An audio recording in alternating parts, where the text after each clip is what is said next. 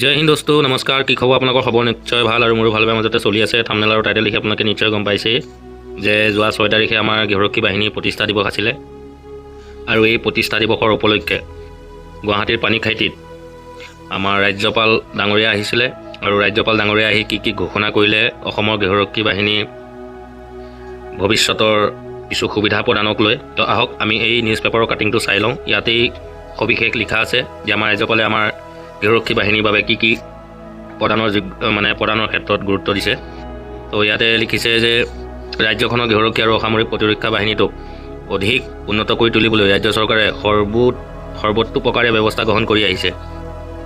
এই মন্তব্য ৰাজ্যপাল লক্ষ্মণ প্ৰসাদ আচাৰ্যৰ আজি ৰাজ্যপালগৰাকীয়ে 62 সংখ্যক সদৌ ভাৰত অসামৰিক প্ৰতিৰক্ষা আৰু গৃহৰক্ষী বাহিনী দিৱস উপলক্ষে পানীখাইতিস্থিত কেন্দ্ৰীয় গৃহৰক্ষী আৰু অসামৰিক প্ৰতিৰক্ষা বাহিনীৰ প্ৰশিক্ষণ কেন্দ্ৰত উপস্থিত থাকি আৰু কয় যে বিভিন্ন প্ৰাকৃতিক দুৰ্যোগৰ সময়ত গৃহৰক্ষী আৰু অসামৰিক বাহিনীৰ জোৱানসকলে বিপদগ্ৰস্ত জনসাধাৰণক উদ্ধাৰৰ ক্ষেত্ৰত নিষ্ঠাৰে সহায় সহযোগ আগবঢ়াই অহাৰ লগতে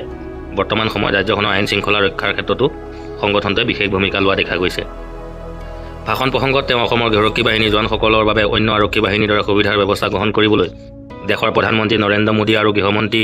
অমিত শ্বাহক অৱগত কৰিব বুলি উল্লেখ কৰে। অনুষ্ঠানত গৃহৰক্ষী আৰু অসামৰিক প্ৰতিৰক্ষা বাহিনীৰ জোৱানসকলৰ অভিবাদনো গ্ৰহণ কৰে ৰাজ্যপালগৰাকীয়ে। ইয়াৰ পিছত 2016 চনৰ অসামৰিক প্ৰতিৰক্ষা আৰু গৃহৰক্ষী বাহিনীৰ ৰাষ্ট্ৰপতি মেডেল সুভাষ চন্দ্ৰ দাসক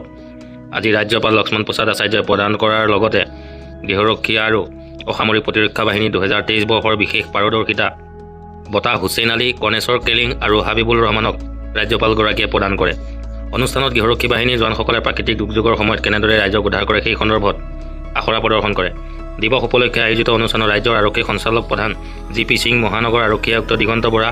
অসামৰিক প্ৰতিৰক্ষা বিভাগৰ সঞ্চালক প্ৰধান হৰমিত সিঙৰ লগতে অসম আৰক্ষী আৰু গৃহৰক্ষী বাহিনী কেইবাগৰাকী উচ্চ পদস্থ বিষয়া উপস্থিত আছিল। তো ভাল লাগিছে আমাৰ গৃহৰক্ষী বাহিনী প্ৰতিষ্ঠা দিৱসৰ দিনা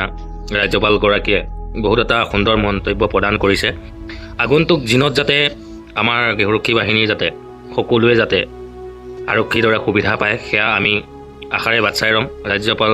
ডাঙৰীয়ালৈ আমি বহুত অশেষ ধন্যবাদ জনাইছোঁ যে তেখেতে আমাৰ কাৰণে এষাৰ মন্তব্য ৰাখিছে আৰু সেই মন্তব্য অষাৰ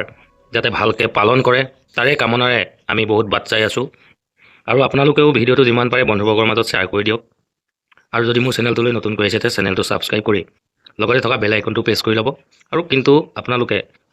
বন্ধুবৰ্গৰ মাজত শ্বেয়াৰ কৰিবলৈ একেবাৰে নাপাহৰিব। তো আজিলৈ জয় হিন্দ, জয় ভাৰত।